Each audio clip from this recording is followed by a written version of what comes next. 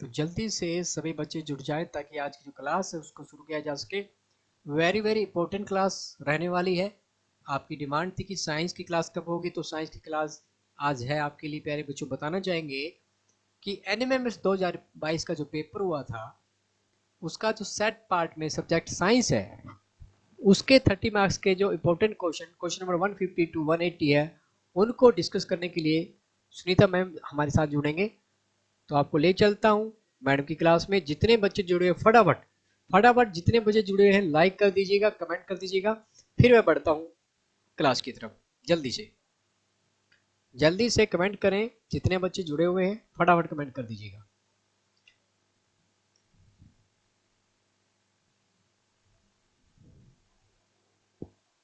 फटाफट फटाफट कमेंट करें, जितने बच्चे देख पा रहे हैं फटाफट कमेंट करें ताकि आज की क्लास को शुरू किया जा सके।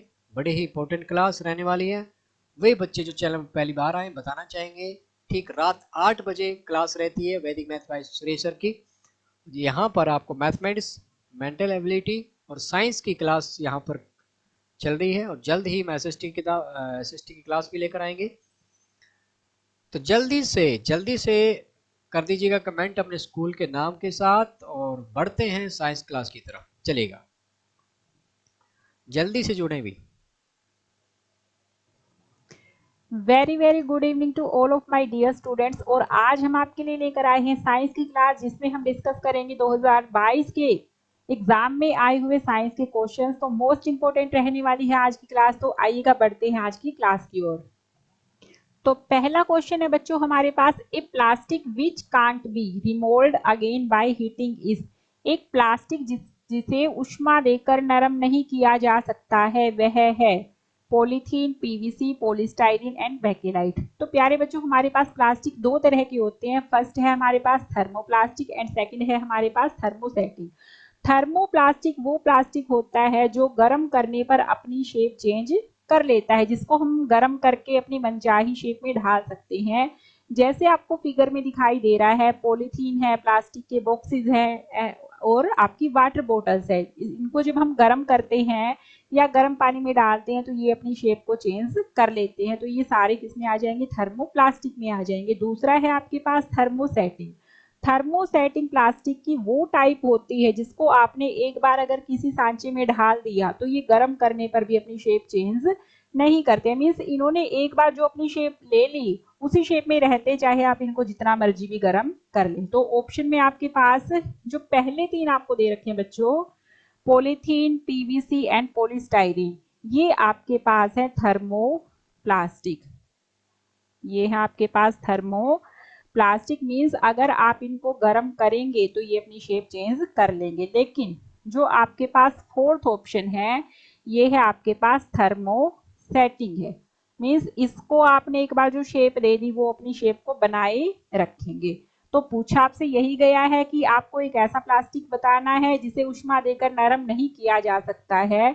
तो इसमें आपका जो राइट आंसर रहेगा बेकेलाइट इसमें रहने वाला है। बेकेलाइट के साथ साथ आप एक और इसमें याद रखिएगा, मेलामाइन। मेलामाइन ये भी आपके पास कैसा है, थर्मोसेटिंग टाइप का प्लास्टिक है। बेकेलाइट एंड मेलामाइन दोनों ही आपके पास थर्मोसेटिंग के एग्जाम्पल है। इनको चाहे आप कितनी भी हीट दें, इनको हीट देकर हम नरम नहीं कर सकते हैं। तो जिन बच्चों ने फोर्थ ऑप्शन बेकेलाइट बताया है उनका आंसर बिल्कुल राइट है। अगला क्वेश्चन है बच्चों हमारे पास, which of the following gas is used to control fire. निम्न में से किस गैस का उपयोग आग को नियंत्रित करने के लिए किया जाता है। फर्स्ट ऑप्शन है आपके पास NH3 अमोनिया, सेकंड है हाइड्रोजन, थर्ड है carbon dioxide and fourth one है आपके पास फ्लोरीन। तो बच्चों अगर आपको राइट ऑप्शन पता है तो आप अपना आंसर कमेंट कर सकते हैं और हम इस क्वेश्चन को एक बार समझते हैं। बच्चों होता क्या है कि अगर कपड़ों में या फिर पेपर पे आग लगी है तो उस आग को बुझाने के लिए हम पानी का यूज कर सकते हैं। लेकिन अगर यही आग आपके किसी इलेक्ट्रिकल इंस्ट्रूमेंट या ट्रांसफार्मर है जैसे उस पर लगी हो तो हम वहां पर आग कैसे बुझाएंगे। वहां पर हम क्या पानी का यूज कर सकते हैं, वहां पर हम पानी का यूज नहीं कर सकते हैं, क्योंकि जो पानी होता है वो विद्युत का सुचालक होता है। अगर हम वहां पानी का यूज करेंगे तो हमारे लिए काफी खतरनाक साबित हो सकता है, हमें करंट भी लग सकता है। तो ऐसे में हमें क्या करना पड़ेगा, ऐसे में बच्चों हम यूज करेंगे फायर एक्सटिंग्विशर का, अग्निशमन यंत्र का हम वहां पर यूज करते हैं। होता क्या है बच्चों, इसमें ये जो अग्निशमन यंत्र होता है इसमें गैस भरी होती है जिसको हम कहते हैं कार्बन डाइऑक्साइड। और ये वर्क कैसे करता है, जैसे ही आप अग्निशमन यंत्र से यहाँ पर कार्बन डाइऑक्साइड गैस का छिड़काव करेंगे इस ट्रांसफार्मर पे जिसपे आग लगी हुई है, कार्बन डाइऑक्साइड गैस ऑक्सीजन के कंपैरेटिवली काफी हैवी गैस होती है। ये क्या होते हैं, कार्बन डाइऑक्साइड ऑक्सीजन से काफी हैवी गैस होती है, और हैवी होने के कारण ये गैस क्या करेगी, इस इंस्ट्रूमेंट के बीच में, ट्रांसफार्मर के बीच में, और जो यहाँ पे आसपास के इन्वायरमेंट में जो अवेलेबल ऑक्सीजन है उसके बीच में ये क्या करेगी, एक लेयर बना लेगी। ये कार्बन डाइऑक्साइड क्या करेगी, एक लेयर बना लेगी, क्योंकि ये क्या है, ऑक्सीजन से हैवी गैस है। हैवी होने के कारण ये अवेलेबल ऑक्सीजन और जो आपका ये ट्रांसफॉर्मर है उसके बीच में एक लेयर बना लेगी।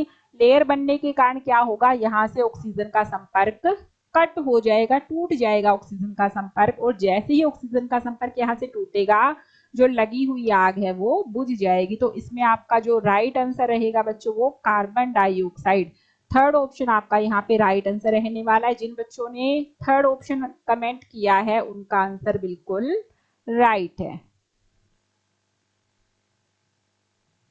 अगला क्वेश्चन है बच्चों हमारे पास, the bumper and door handles of motor cars are coated with chromium because, motor car के बम्पर और दरवाजे की हैंडल पर क्रोमियम की परत चढ़ी होती है क्योंकि यह आसानी से खराब नहीं होती है, यह आसानी से खरोंची नहीं जाती है, यह जल्दी धूमिल हो जाती है, यह सस्ता है। और आपको इनमें से, ध्यान दीजिएगा बच्चों, आपको बताना है कि इनमें से कौन सा विकल्प सही नहीं है, कौन सा विकल्प सही नहीं है वो आपको बताना, ध्यान आपको इस बात का रखना है। तो हम डिस्कस करते हैं। पहला क्या है, यह आसानी से खराब नहीं होती है, बिल्कुल राइट है। जो क्रोमियम होती है वो क्या करती है, एक ऑक्साइड की लेयर बना लेती है जिसके कारण ये जल्दी से संक्षारित नहीं होती, मीन्स ये जल्दी से खराब नहीं होती। तो आपका जो पहला है, फर्स्ट वन है, ये आपका राइट है। दूसरा है यह आसानी से खरोंची नहीं जाती है, तो ये भी आपका राइट ऑप्शन है। तीसरा क्या है, यह जल्दी धूमिल हो जाती है। जो क्रोमियम मेटल होती है बच्चों वो होती है शाइनी, ये होती है शाइनी, अगर शाइनी है तो ये जल्दी से धूमिल हो जाती है। तो तीसरा ऑप्शन भी आपका इसमें राइट ऑप्शन रहेगा। फोर्थ ऑप्शन आपके पास है, यह सस्ती होती है, ये आपका ऑप्शन यहाँ पर सही नहीं है। जो क्रोमियम मेटल है वो काफी एक्सपेंसिव मेटल होती है, सस्ती ये नहीं होती, काफी ये महंगी एक्सपेंसिव होती है। तो आपका जो फोर्थ ऑप्शन इसमें रहेगा, यह सस्ता है, ये आपका ऑप्शन करेक्ट नहीं है। और इसमें पूछा आपसे यही गया है कि कौन सा विकल्प सही नहीं है, तो आपका इसमें राइट आंसर बनने वाला है फोर्थ ऑप्शन। जिन बच्चों ने ये ऑप्शन कमेंट किया है उनका आंसर बिल्कुल राइट है। अगला क्वेश्चन है बच्चों हमारे पास, ए व्हीसल प्रोड्यूसेस साउंड बिकॉज, सीटी ध्वनि पैदा करती है क्योंकि यह हवा का संचय करती है, हवा कंपन करती है, व्यक्ति कंपन पैदा करता है, उपरोक्त सभी। तो आप अपना आंसर कमेंट कर सकते हैं और हम एक बार इसको डिस्कस कर लेते हैं। बच्चों सीटी में होता क्या है, वायु एक किनारे से प्रवेश करती है, जो एयर पार्टिकल है एक छोर से एक किनारे से प्रवेश करती हैं, और प्रवेश करने के बाद क्या होता है कि जो एयर पार्टिकल है एक के ऊपर एक के ऊपर एक इकट्ठे हो जाते हैं, और वो क्या करते हैं, एक ढेर बना लेते हैं। इकट्ठे होने के कारण, ढेर के रूप में इकट्ठे होने के कारण वहां पर जो आपका एरिया बनेगा वो हाई प्रेशर एरिया, उच्च दाब क्षेत्र वहां पर बन जाएगा। और जब ये उच्च दाब क्षेत्र एक छोटे से होल में से बाहर आएगा तो जो एयर पार्टिकल है वो ध्वनि करते हुए, शोर करते हुए बाहर निकलते हैं। ऐसा किस लिए हुआ, क्योंकि जो हवा है वो कंपन करती है। तो इसमें जो आपका सेकंड ऑप्शन है वो आपका राइट ऑप्शन है। और जिन बच्चों ने सेकंड ऑप्शन कमेंट किया है उन सभी बच्चों के लिए वेरी गुड। अगला क्वेश्चन है हमारे पास, refrigerating gases which harms ozone layer, प्रशीतित गैस जो ओजोन परत को हानि पहुंचाती है, MFC, CFC, LPG and DFC। तो आप अपना राइट आंसर कमेंट कर सकते हैं अगर आपको पता है तो। और हम देखते हैं इसमें राइट आंसर क्या रहने वाला है। तो प्यारे बच्चों होता क्या है, यहाँ पर हमारे पास है सन, और यहाँ पर हमारे पास है अर्थ, बीच में है ये वायुमंडल। वायुमंडल की जो दूसरी परत है उसको हम कहते हैं समताप मंडल। इस समताप मंडल में क्या होता है कि ऑक्सीजन के 3 परमाणु, एक ऑक्सीजन का परमाणु, दूसरा परमाणु और तीसरा परमाणु, ये 3 आपस में कंबाइन करके O3 बनाते हैं, जिसको हम कहते हैं ओजोन गैस। और ये ओजोन गैस मिलकर एक परत का निर्माण करती है जिसको हम कहते हैं ओजोन परत। अब होता क्या है बच्चों, सन से हमारे पास अलग अलग तरह की रेडिएशन अर्थ पर आ रही है। उन्हीं रेडिएशन में से एक रेडिएशन है आपके पास पराबैंगनी रेडिएशन, पराबैंगनी विकिरणें, अल्ट्रावायलेट रेडिएशन। ये जो अल्ट्रावायलेट रेडिएशन है ये हमारे लिए बहुत हार्मफुल रेडिएशन है, लेकिन ये ओजोन परत क्या करती है, ये ओजोन परत इन पराबैंगनी विकिरणों को अवशोषित कर लेती है, सोख लेती है और हमारा बचाव करती है। लेकिन लास्ट के कुछ ईयर्स में हमारे वैज्ञानिकों ने पता लगाया कि ओजोन में एक होल पाया गया है जिसको हम जानते हैं ओजोन होल के नाम से, ओजोन होल के नाम से, ओजोन छिद्र के नाम से। ऐसा क्यों हो रहा है? ऐसा मानव के क्रियाकलापों के कारण हो रहा है। मानव के जो क्रियाकलाप है उनसे बहुत से केमिकल रिलीज होते हैं और उन्हीं केमिकल में से एक केमिकल है आपके पास CFC। फुल फॉर्म इसकी बनेगी, C से आपका बनेगा क्लोरो, F से फ्लोरो और C से कार्बन, क्लोरोफ्लोरोकार्बन। ये एक ऐसा केमिकल है जो हमारी ओजोन परत को नुकसान पहुंचा रहा है। तो इसमें आपका राइट आंसर यही रहने वाला है, CFC, क्लोरोफ्लोरोकार्बन एक ऐसा केमिकल है, ऐसा रसायन है जो ओजोन परत को हानि पहुंचाता है। तो जिन बच्चों ने आंसर 2 कमेंट किया है उनका आंसर बिल्कुल राइट है। अगला क्वेश्चन है हमारे पास, the process of removing salt from sea water is called. समुद्री जल से लवण को दूर करने की प्रक्रिया कहलाती है। तो बच्चों हमें जो लवण है, नमक है, वो समुद्र के जल से मिलता है और समुद्र के जल से लवण को दूर करने की प्रक्रिया को हम क्या कहते हैं? अलवणीकरण। क्या कहते हैं? अलवणीकरण। The process of removing salt from sea water is called desalination। तो इसमें आपका सेकंड आंसर है, सेकंड ऑप्शन है, that is right option। अगला क्वेश्चन है बच्चे हमारे पास, the amount of heat energy produced on complete combustion of 1 kilogram of a fuel is called. किसी 1 किलोग्राम ईंधन का पूर्ण दहन करने पर उत्पन्न होने वाली ऊष्मीय ऊर्जा को कहा जाता है। तो अगर आपको आंसर पता है तो आप अपना आंसर कमेंट कर सकते हैं और हम इसको एक बार डिस्कस भी कर लेते हैं। बच्चों अगर आपके पास कोई भी ईंधन है और उस ईंधन का आपने लिया है यूनिट मास, यूनिट का मतलब होता है 1, यानी कि आप किसी भी फ्यूल का अगर 1 kg आप ले रहे हो, उसको आपने बर्न किया, 1 kg को बर्न किया, बर्न करने पर आपको जो यहाँ पर हीट एनर्जी मिलेगी उसको हम क्या कहते हैं? उस ईंधन का ऊष्मीय मान, calorific value of that fuel. किसी भी ईंधन का आपने 1 किलोग्राम अमाउंट लिया, उसको आपने बर्न किया, जो आपको वहां से ऊष्मीय ऊर्जा हीट एनर्जी मिली है 1 किलोग्राम का बर्न करने पर, उस हीट एनर्जी को हम क्या कहेंगे? उस फ्यूल की कैलोरीफिक वैल्यू। तो इसमें जो आपका राइट आंसर रहेगा वो रहेगा आपका ए ऑप्शन, कैलोरी मान। अगर आप 1 किलोग्राम ईंधन को दहन कर रहे हो तो उससे जो ऊष्मा मिलेगी उसको हम क्या कहेंगे? उस ईंधन का कैलोरी मान। जैसे हम घरों में एज अ फ्यूल किसका यूज करते हैं? LPG का, लिक्विड पेट्रोलियम गैस का, और इसका जो कैलोरी मान होता है वो होता है 55,000 किलोजूल पर किलोग्राम। इसका मतलब क्या है? कैलोरी मान दे दिया, मीन्स क्या है कि अगर हम LPG का 1 किलोग्राम अमाउंट लेके उसको बर्न करते हैं तो उससे जो आपको हीट एनर्जी मिलेगी वो कितनी मिलेगी? 55,000 किलोजूल। तो इसमें जिन बच्चों ने ए ऑप्शन, फर्स्ट ऑप्शन को कमेंट किया है उनका आंसर बिल्कुल सही है। अगला क्वेश्चन है हमारे पास, a bomb explodes on the moon, how long will it take for the sound to reach the earth. चांद पर बम फटता है, ध्वनि को पृथ्वी तक पहुंचने में कितना समय लगेगा? 10 सेकंड, 1000 सेकंड, 1 दिन ध्वनि सुनाई नहीं देगी। तो आप अपना आंसर कमेंट करें, आपको कौन सा आंसर सही लग रहा है इसमें? तो देखिएगा प्यारे बच्चों, होता क्या है, जो आपके पास साउंड वेव्स हैं, जो आपके पास ध्वनि तरंगे हैं, उनको ट्रेवल करने के लिए, उनको चलने के लिए माध्यम की आवश्यकता होती है। अगर उनको माध्यम मिलेगा तो ही वो ट्रेवल कर सकती है, अगर माध्यम नहीं है तो वो ट्रेवल नहीं कर सकती।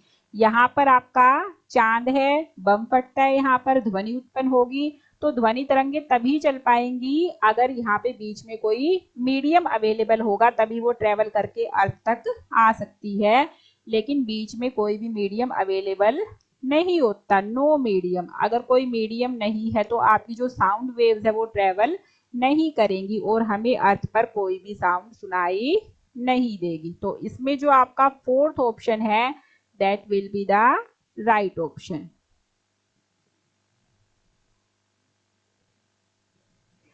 अगला क्वेश्चन है हमारे पास, two plane mirrors are kept at the following angles 1 by 1, in which case is the number of images formed maximum. दो समतल दर्पणों को एक एक करके निम्नलिखित कोणों पर रखा जाता है। दो आपके पास प्लेन मिरर्स है, उनको आप 1 by 1 करके, एक बार आप 60 डिग्री के एंगल पे रखते हैं, एक बार आप 30 डिग्री के एंगल पे रख रहे हैं, एक बार 45 डिग्री के एंगल पे रख रहे हैं, एक बार आप 90 डिग्री के एंगल पे रख रहे हैं, और आपसे पूछ रहा है कि वो कौन सी कंडीशन में जो इमेजेस बनेगी उनकी संख्या मैक्सिमम होगी, ये आपको बताना है। तो बच्चों होता क्या है, इमेजेस निकालने के लिए हमारे पास एक फॉर्मूला होता है। फॉर्मूला है आपके पास n बराबर है 360 बाई थीटा माइनस के 1, जहां पर n क्या है, n है बनने वाले प्रतिबिंबों की संख्या। n हमें क्या बताएगा कि कितने प्रतिबिंब बन रहे हैं, और थीटा क्या है, एंगल है। तो एक तो तरीका बच्चों इसमें यही है कि आप यहाँ पे थीटा का मान पुट करते जाएं और आपके पास n की वैल्यू आती रहेगी। जिस केस में ये n की वैल्यू सबसे ज्यादा आएगी वो आपका आंसर बन जाएगा। तो आप पहले थीटा 60 रखेंगे, 30 रखेंगे, 45 रखेंगे, 90 रखेंगे। एक तो आपके पास तरीका है ये, आप ऐसे कर सकते हैं। दूसरा मेथड क्या है, आपके पास थीटा डिवाइड में है, बटे में है आपके पास थीटा, तो थीटा की वैल्यू जितनी कम होगी, जितने आप कम वैल्यू से डिवाइड करेंगे, सोल्व करने के बाद आपके पास n का जो मान है उतना ही बड़ा आता रहेगा। तो आप ये ट्रिक भी अपना सकते हैं कि जितना थीटा का मान कम होगा, जितना थीटा का मान कम होगा, उतना ही सोल्व करने के बाद आपका n का मान उतना ही बड़ा आएगा। तो आप इसका भी यूज कर सकते हैं कि थीटा का मान जितना कम होगा, n का मान उतना ही ज्यादा होगा। तो आपको जो भी इन दोनों तरीकों में से सही लगे आप उसका यूज कर सकते हैं। तो थीटा का मान किस केस में सबसे कम है, 30 डिग्री का जो मान है वो सबसे कम है, बाकी सारी वैल्यूज क्या है, 30 से बड़ी है। तो थीटा का मान जब 30 डिग्री होगा तो बनने वाले प्रतिबिंबों की संख्या क्या होगी, मैक्सिमम होगी। तो इसमें आपका जो सेकंड ऑप्शन है वो आपका सही ऑप्शन रहने वाला है। जिन बच्चों ने सेकंड ऑप्शन बताया है वो बिल्कुल सही बताया उन्होंने। अगला क्वेश्चन है हमारे पास, iron is galvanised by coating it with. लोहे का गैल्वनीकरण किसकी परत चढ़ाकर किया जाता है, क्रोमियम की, सोडियम की, मैग्नीशियम की, या फिर जिंक की। तो बच्चों आपने अपने आसपास लोहे की वस्तुएं देखी होगी, और लोहे की वस्तुओं पर एक ब्राउन सी कलर की लेयर बन जाती है। उसको हम क्या कहते हैं, जो ब्राउन कलर की लेयर बनी कि लोहे को जंग लग गया है। लोहे को जंग लगने से बचाने के लिए हम लोहे के ऊपर कोटिंग करते हैं, और वो कोटिंग हम करते हैं जिंक की। वो कोटिंग हम किसकी करते हैं, जिंक की हम कोटिंग करते हैं, Zn इसका सिंबल होता है। जिंक की कोटिंग हम उसके ऊपर करते हैं। और जो लोहे के ऊपर आपने जिंक की परत चढ़ाई है, जिंक की कोटिंग की है, इस प्रोसेस को हम बोलते हैं गैल्वनीकरण, गैल्वनीकरण या गैल्वनाइजेशन। और जिंक को हम जस्ता भी कहते हैं, तो इसी प्रोसेस को हम जस्तीकरण भी कहते हैं और यशत लेपन भी कहते हैं। तीनों सेम चीजें हैं, गैल्वनाइजेशन, जस्तीकरण और यशत लेपन। क्या होता है, जब लोहे के ऊपर हमने जिंक की परत चढ़ा दी लोहे को जंग से बचाने के लिए, उसको हमने ये नाम दिया। तो इसमें आपका जो फोर्थ ऑप्शन है वो आपका राइट ऑप्शन है। अगला क्वेश्चन है हमारे पास, after the sun the next nearest star to the earth. सूर्य के बाद पृथ्वी का अगला निकटतम तारा है, अल्फा सेंचुरी, ध्रुव तारा, सीरियस, प्रोक्सिमा सेंचुरी। तो आप अपना आंसर कमेंट कर दीजिएगा। आपको कौन सा आंसर इसमें से सही लग रहा है, जल्दी से बताइए। तो बच्चों, जो अर्थ है, हमारी पृथ्वी है, पृथ्वी के सबसे क्लोजेस्ट जो स्टार है वो है सन, जो पृथ्वी से कितना दूर है, 15 करोड़ किलोमीटर की दूरी पर स्थित है। और सन के बाद जो दूसरे नंबर पे अर्थ के क्लोज है वो है आपका प्रोक्सिमा सेंचुरी। तो जिन बच्चों ने फोर्थ ऑप्शन बताया है उनका आंसर बिल्कुल राइट है, और उन सभी बच्चों को वेरी गुड। अगला क्वेश्चन है हमारे पास, arrange the following planets in increasing order of time required to complete one revolution around the sun. कि आपको ये कुछ ग्रह दिए गए हैं और इन ग्रहों को सूर्य के चारों ओर एक चक्कर लगाने में कितना समय लगता है, आपको उसको बढ़ते क्रम में लगाना है। ठीक है बच्चों, बढ़ते क्रम में हमें लगाना है इनको। तो एक बार हम इस क्वेश्चन को करने से पहले थोड़ा सा सौरमंडल के बारे में डिस्कस कर लेते हैं। सौरमंडल में आपके पास प्यारे बच्चों होता है सन, ये हमने बना दिया यहाँ पर सन। सन के बाद है आपके पास ये सारे हैं ग्रह। ये सब सन से जो पहले नंबर पर पड़ता है वो है आपके पास बुध, फिर है शुक्र, उसके बाद है पृथ्वी, मंगल, बृहस्पति, शनि, अरुण और वरुण। इन सभी सीक्वेंस को आप एक सेंटेंस की सहायता से आप याद कर सकते हैं। सेंटेंस है आपके पास, my very educated mother just serve us नमकीन।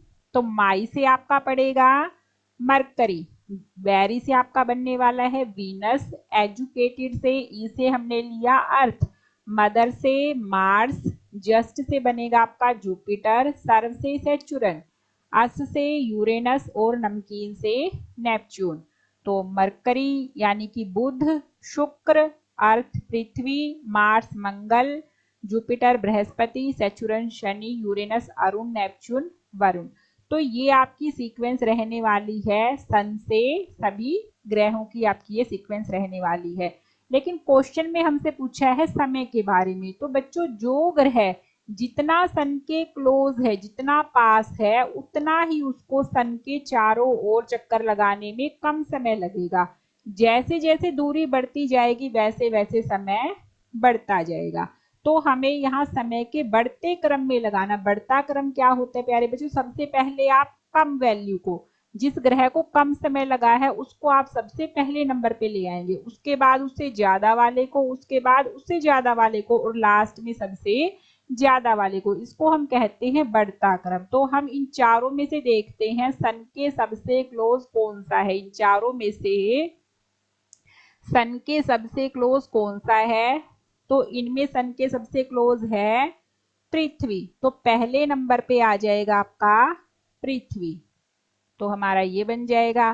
पृथ्वी के बाद दूसरे नंबर पे इनमें से कौन सा आता है, दूसरे नंबर पे आपका आ जाएगा मंगल। दूसरे पे आपका मंगल, यानी कि मंगल यहाँ पे आपका दूसरे नंबर पे आपका आ जाएगा मंगल, यानी कि थर्ड वाला ऑप्शन। तीसरे नंबर पे आपका आ जाएगा कौन सा ग्रह है इनमें से, जो सन के क्लोज है इन चारों में से, तीसरे नंबर पे कौन सा, बृहस्पति, यानी कि आपका फोर्थ ऑप्शन। उसके बाद तीसरे नंबर पे क्या आ जाए, सॉरी फोर्थ नंबर पे आपका आ जाएगा यूरेनस। हमने ये दूरी के हिसाब से लगा दिया कि ये सबसे इन चारों में से ये फर्स्ट वाला पृथ्वी सबसे क्लोज था, इसको कम समय लगेगा। उसके बाद कौन था, मंगल था, इसको दूसरे नंबर पे रख दिया। उसके बाद तीसरे नंबर पे इन चारों में से कौन सा है, बृहस्पति है, इसको समय लगने वाला है। और सबसे ज्यादा समय किसको लगेगा, यूरेनस को लगेगा, क्योंकि इसकी दूरी सबसे ज्यादा। तो हमने इस तरीके से सबसे पहले सबसे कम समय वाले को, उसके बाद उससे ज्यादा वाले को, उसके बाद उससे ज्यादा वाले को, लास्ट में सबसे ज्यादा वाले को अरेंज कर दिया। तो ये हमारे पास क्या हो गया, बढ़ता क्रम हो गया। तो ये हमारा मैच कर रहा है सेकंड वाले ऑप्शन से। तो जिन बच्चों ने सेकंड ऑप्शन जवाब दिया है उन सभी बच्चों को वेरी गुड है। इसके साथ साथ प्यारे बच्चों, हम इससे रिलेटेड जो आपके इंपॉर्टेंट क्वेश्चन है, इस टॉपिक से रिलेटेड जो और इंपॉर्टेंट क्वेश्चन है वो भी हम एक बार डिस्कस इसमें कर लेते हैं। बच्चों, हमने यहाँ पे पढ़ा कि बुध और शुक्र का कोई भी उपग्रह नहीं है। बुध और शुक्र जो ग्रह हैं इनका कोई भी उपग्रह नहीं है। उसके बाद आया आपका पृथ्वी। पृथ्वी का मात्र एक उपग्रह है और वो है मून, चंद्रमा। इसके बाद है मंगल। मंगल के 2 उपग्रह हैं और उनके नाम है डिमोस और फोबोस। डिमोस एंड फोबोस मंगल के 2 उपग्रह हैं। उसके बाद है बृहस्पति। बृहस्पति सौरमंडल का सबसे बड़ा ग्रह है और इसके लगभग 79 उपग्रह हैं। लगभग मैं यहाँ पे बता रही हूँ, एक कम भी हो सकते हैं, थोड़े से ज्यादा भी हो सकते हैं। लगभग 79 उपग्रह है और सबसे बड़ा ये सौरमंडल का ग्रह है। इसके बाद है शनि। शनि के हैं 60 प्लस उपग्रह हैं। अरुण के लगभग 27 है और वरुण के हैं 13 उपग्रह। इसके बाद हम देखते हैं कौन सा ग्रह नीले ग्रह के नाम से जाना जाता है। तो जो पृथ्वी है बच्चों, पानी की मात्रा के कारण उसको हम नीले ग्रह के नाम से जानते हैं। अगला है कौन सा ग्रह लाल ग्रह के नाम से जाना जाता है। तो जो मंगल ग्रह है उसको हम लाल ग्रह के नाम से जानते हैं क्योंकि मंगल ग्रह के ऊपर लाल मिट्टी काफी ज्यादा मात्रा में पाई जाती है, जिसके कारण हम इसको लाल ग्रह भी कहते हैं। उसके बाद है कौन सा ऐसा ग्रह है जो उल्टी दिशा में घूमता है। तो आपका जो अरुण ग्रह है वो बाकी ग्रहों की जैसा नहीं है, वो उल्टी दिशा में रोटेट करता है, उल्टी दिशा में घूमता है। नेक्स्ट क्वेश्चन है बर्फीली गैस का गोला कौन से ग्रह को कहते हैं।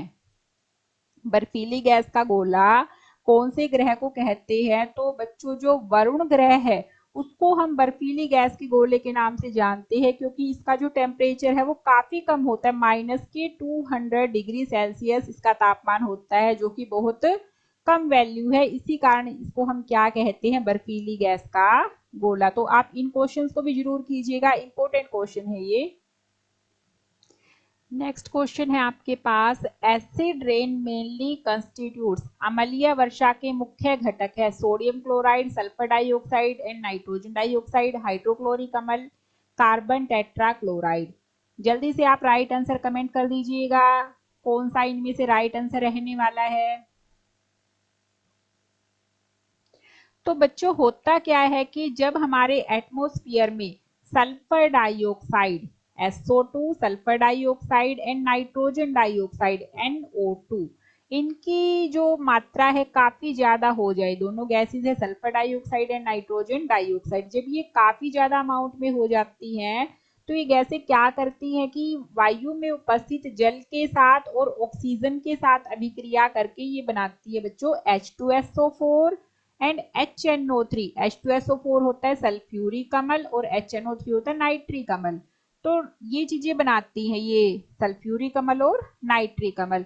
और जब ये अम्ल रेन वाटर के साथ डिजोल्व होके अर्थ पर आते हैं तो उस रेन को हम कहते हैं एसिड रेन, अम्लीय वर्षा। तो आपका जो राइट आंसर रहने वाला है, मेन जो इसके लिए रिस्पॉन्सिबल है वो कौन सी गैसेस है, sulphur dioxide and nitrogen dioxide. तो आपका इसमें सेकंड आंसर करेक्ट आंसर है और कई बच्चों ने ये आंसर दिया भी है। तो अगला क्वेश्चन है बच्चों आपके पास, the most reactive metal is. सर्वाधिक क्रियाशील धातु है कॉपर, चांदी, कैल्शियम या फिर सोडियम। तो बता दीजिएगा आपको कौन सा आंसर इसमें से सही लग रहा है, फटाफट से आप कमेंट करके बता दीजिएगा। तो बच्चों होता क्या है इसमें कि जो आपकी सोडियम मेटल है वो आपकी सबसे ज्यादा क्रियाशील धातु होती है। ये इतनी रिएक्टिव होती है कि अगर आप इसको वायु में खुला छोड़ देंगे तो ये ऑक्सीजन के साथ अभिक्रिया करके आग पकड़ लेती है। तो इसको हम कभी भी खुला नहीं छोड़ते, इसको हमेशा केरोसिन में डिप करके रखते हैं। तो इसमें आपका जो राइट आंसर रहेगा वो आपका फोर्थ ऑप्शन, सोडियम धातु जो है आपकी वो मोस्ट रिएक्टिव मेटल है, सबसे क्रियाशील धातु है। कितनी क्रियाशील कि आपने इसको वायु में खुला छोड़ दिया तो ये क्या करेगी, आग पकड़ लेगी। तो इस कारण से हम इसको कैसे रखते हैं, केरोसिन में डिप करके इसको हम रखते हैं। तो आपका फोर्थ आंसर इसमें, फोर्थ ऑप्शन आपका इसमें आंसर रहेगा। अगला क्वेश्चन आपके पास, the synthetic fibre that appears to resemble wool is. ऊन के सदृश दिखने वाले संश्लेषित रेशे का नाम है। फर्स्ट ऑप्शन है PET, PET, polyethylene terephthalate. Second option है एक्रिलोन, थर्ड वन है आपके पास रेयोन एंड फोर्थ है नाइलोन। तो बच्चों ये जो आपको दे रखे हैं चारों के चार, ये आपके पास सिंथेटिक फाइबर्स हैं, चारों के चार ही संश्लेषित रेशे हैं। लेकिन हमें इन चारों में से वो बताना है जो ऊन के जैसा दिखता है, दिखने में किसके जैसा है, ऊन के जैसा, वो हमें फाइंड आउट इनमें से करना है। तो आपका जो एक्रिलोन है वो दिखने में किसके जैसा होता है, ऊन के जैसा। ऊन आपकी जो प्राकृतिक ऊन होती है वो काफी महंगी होती है, लेकिन जो एक्रिलोन है वो सस्ता होता है और ऊन के कंपैरेटिवली काफी टिकाऊ होता है। इसीलिए हम इसका यूज कंबल बनाने में, शोले बनाने में हम इसका यूज करते हैं। तो इसमें आपका सेकंड ऑप्शन करेक्ट ऑप्शन रहेगा, और जिन बच्चों ने ये ऑप्शन दिया है उन सभी का ये राइट ऑप्शन है। अगला क्वेश्चन है हमारे पास, friction can't be reduced by, घर्षण को कम नहीं किया जा सकता है सतह को चिकना बनाकर, खुरदरा बनाकर, स्नेहक लगाकर, बाल बेरिंग का उपयोग करके। तो प्यारे बच्चों, आप फुटबॉल खेलते होंगे, फुटबॉल खेलते हुए आपने नोटिस किया कि जब आप फुटबॉल को किक करते हैं, किक करने के बाद कुछ टाइम के बाद आपकी जो फुटबॉल है वो रुक जाती है। इसी तरह जब आप स्लाइड वाले झूले पे झूलते हैं, झूलते हुए आप क्या होता है कि झूलने के बाद आप कुछ टाइम के बाद स्टॉप हो जाते हैं, रुक जाते हैं। क्या आपने कभी नोट किया है कि ऐसा क्यों होता है? ऐसा एक बल के कारण होता है बच्चों, जिस बल को हम कहते हैं फ्रिक्शन फोर्स या फिर घर्षण बल। जैसा कि आप इस डायग्राम में देख सकते हैं कि हमने पुश किया इस डायरेक्शन में, धक्का लगाया हमने इस डायरेक्शन में, बल लगाया, लेकिन जो आपका फ्रिक्शन फोर्स है वो कहाँ वर्क कर रहा है, अपोजिट डायरेक्शन में। हमने धक्का लगाया इस डायरेक्शन में और फ्रिक्शन फोर्स कर रहा है काम अपोजिट डायरेक्शन में। तो इसी कारण से हम इस फोर्स को क्या कहते हैं, ये जो घर्षण बल है इसको हम क्या कहते हैं, बल रोक टोक का, कि रोकने टोकने वाला बल है। हम तो आगे जाना चाह रहे थे लेकिन ये क्या कर रहा है, रोक टोक कर रहा है, हमें पीछे धकेल रहा है। इसको अपोजिंग फोर्स कहते हैं, उल्टा बल भी हम कहते हैं, या फिर गति का विरोध करने वाला। अगर घर्षण बल को हमें कम करना है तो हम यूज करते हैं, जो हमारा सरफेस है उसको हम चिकना बना देते हैं तो घर्षण बल का मान कम हो जाएगा। स्नेहक का यूज करके, तेल का यूज करके, ग्रीस का यूज करके, बाल बेरिंग का यूज करके हम घर्षण बल को कम कर सकते हैं। लेकिन अगर हमने सतह को, जो सरफेस है उसको हमने खुरदरा बना दे तो घर्षण बल का मान क्या हो जाएगा, काफी ज्यादा हो जाएगा। तो क्वेश्चन में आपसे सेम पूछा गया कि घर्षण बल को कम नहीं किया जा सकता सतह को खुरदरा बनाकर। अगर हमने सतह को खुरदरा बना दिया तो घर्षण का मान कम होने की बजाय काफी ज्यादा बढ़ जाएगा। तो जिन बच्चों ने ऑप्शन सेकंड को कमेंट किया है उनका ऑप्शन बिल्कुल सही है, second option will be the right option. अगला क्वेश्चन है हमारे पास, व्हाट इज रस्ट, जंग क्या है? तो बच्चों, जब हम लोहे की वस्तुओं को वायु में खुला छोड़ देते हैं तो वो वायु में उपस्थित ऑक्सीजन के साथ, वायु में उपस्थित नमी के साथ अभिक्रिया करके एक भूरे से रंग का पदार्थ बना देता है, जैसा कि आप डायग्राम में देख पा रहे हैं। और इसको हम क्या कहते हैं, लोहे को जंग लगना। अब लोहे को हम कहते हैं आयरन और सिंबल होता है इसका Fe। जब ये ऑक्सीजन के साथ अभिक्रिया करेगा तो ये क्या बनाएगा, आयरन ऑक्साइड। तो ये जंग और कुछ नहीं है, वो क्या है, आयरन ऑक्साइड है। तो आयरन ऑक्साइड इसमें आपका बिल्कुल सही आंसर रहने वाला है। जंग क्या होता है, आयरन ऑक्साइड। अगला क्वेश्चन है हमारे पास, burning coal in a closed room will produce, बंद कमरे में कोयले का ज्वलन उत्पन्न करता है nitrogen dioxide, carbon dioxide, carbon monoxide and oxygen. तो फटाफट से आप बता दीजिएगा, बता सकते हैं आप, काफी आसान क्वेश्चन है, जल्दी से इसका आंसर आप कमेंट कर दीजिएगा।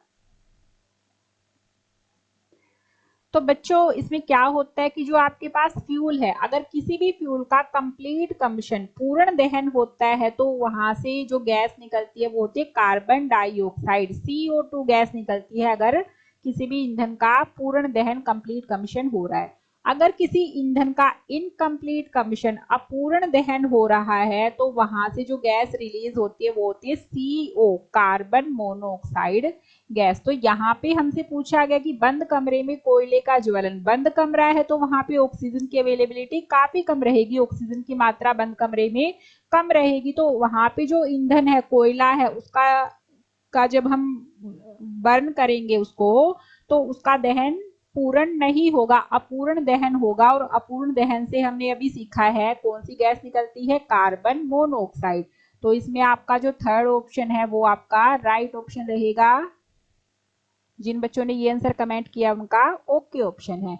एक बात और देखिएगा, आपने सुना होगा बच्चों की हमें बंद कमरे में अंगीठी लगाकर नहीं सोना चाहिए, कभी सुना है ना आपने ये?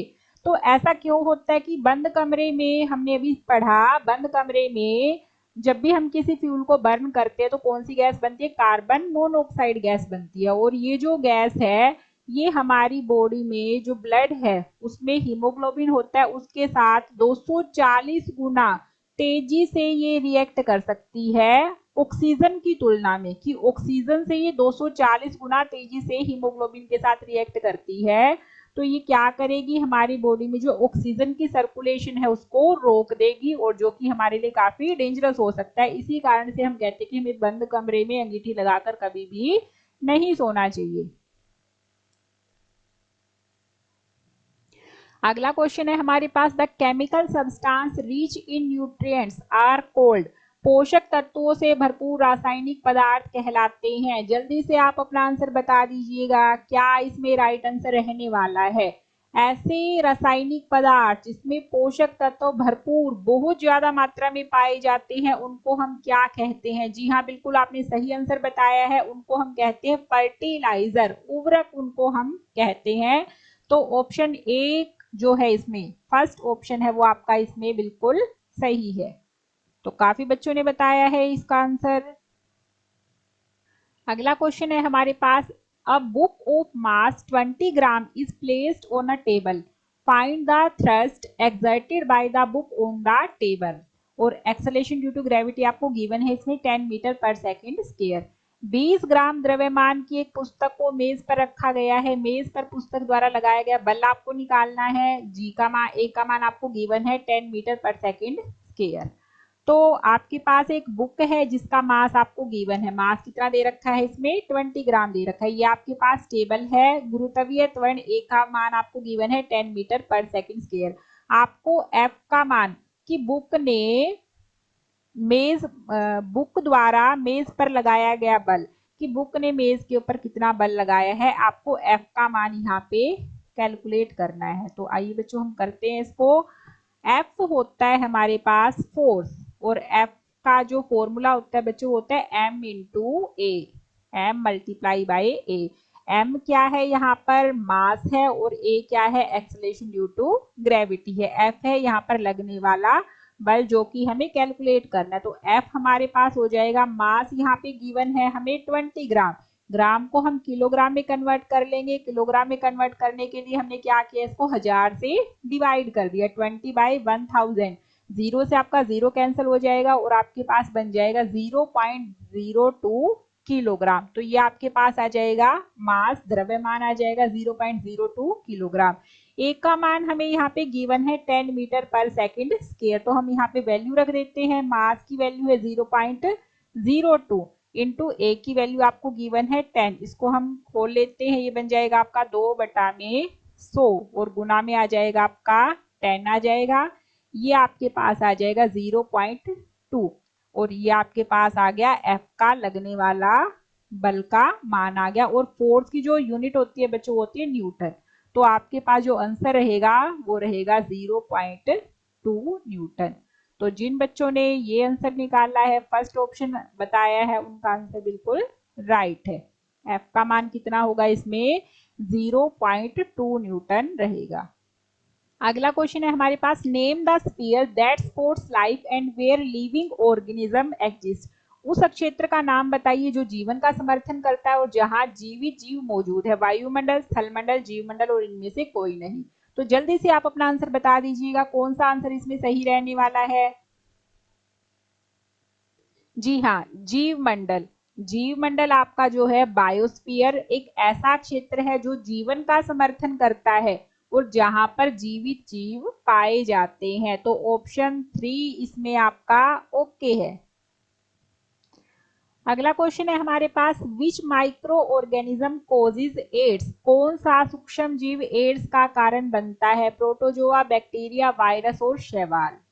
तो अगर आपको आंसर पता है बच्चों तो जल्दी से आप कमेंट कर दीजिएगा, आंसर क्या रहने वाला है इस क्वेश्चन में।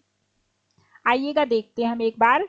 एड्स, एड्स के बारे में हमें सबसे पहले 1981 में पता चला। एड्स की फुल फॉर्म क्या होती है? एड्स की फुल फॉर्म होती है, ए से बनेगा बच्चों एक्वायर्ड, आई से इम्यूनो, डी से डेफिशिएंसी, एस से syndrome, acquired immuno deficiency syndrome. ये इस में क्या होता है, इसमें डिसीज में आपको कि जो हमारा प्रतिरक्षा तंत्र है इसको ये रोग कमजोर कर देता है, हमारे प्रतिरक्षा तंत्र को कमजोर कर देता है। मीन्स हमारी जो रोगों से लड़ने की क्षमता है, रोग प्रतिरोधक क्षमता है, वो कम हो जाती है। और क्वेश्चन में जैसा पूछा गया कौन सा सूक्ष्म जीव एड्स का कारण बनता है, तो एड्स हमें एक वायरस के कारण होता है, वायरस का नाम है HIV, ह्यूमन इम्यूनो वायरस। तो इसमें आपका जो आंसर 3 है, थर्ड ऑप्शन है आपका वो राइट ऑप्शन है। जिन बच्चों ने थर्ड ऑप्शन दिया है उनका आंसर बिल्कुल राइट है।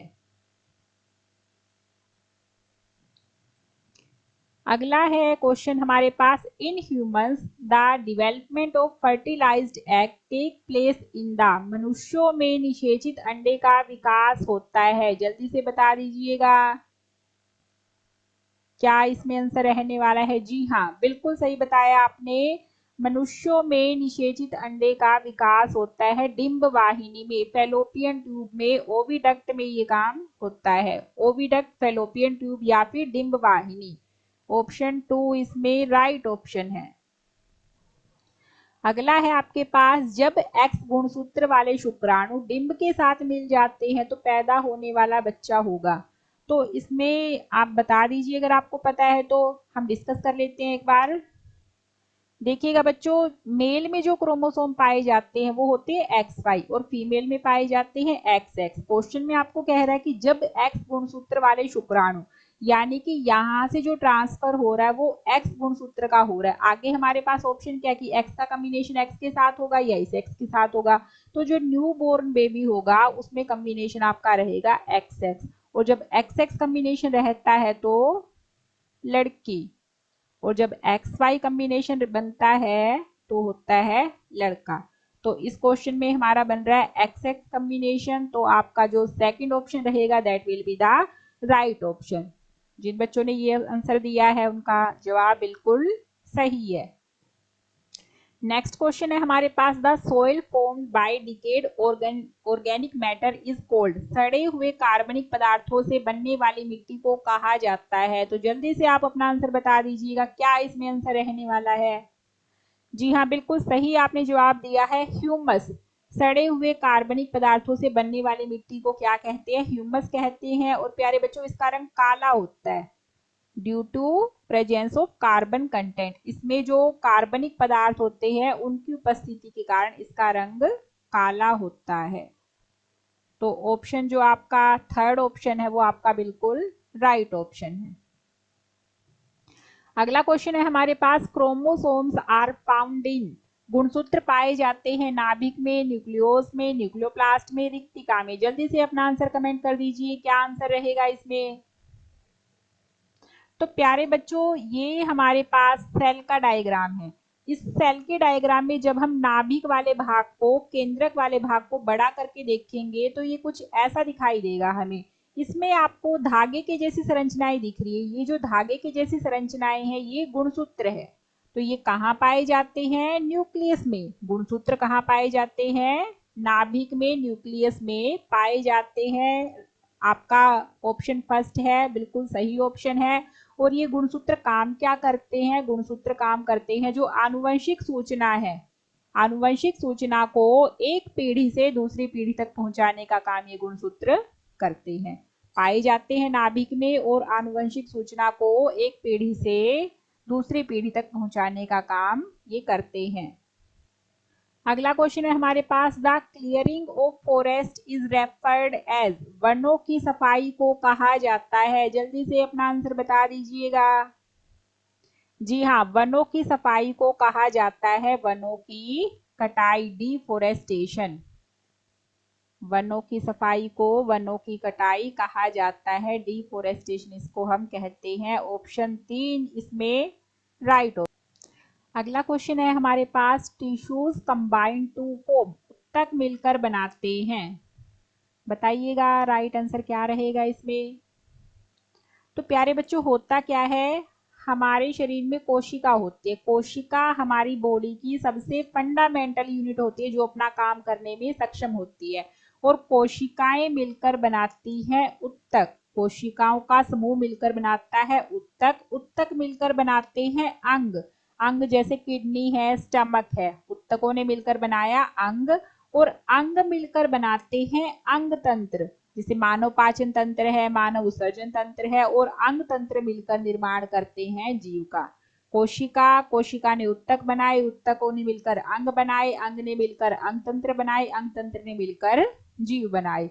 तो उत्तक मिलकर बनाते हैं अंग बनाते हैं। तो फोर्थ ऑप्शन आपका राइट आंसर रहेगा। जिन बच्चों ने फोर्थ ऑप्शन जवाब दिया है बिल्कुल उनका राइट है।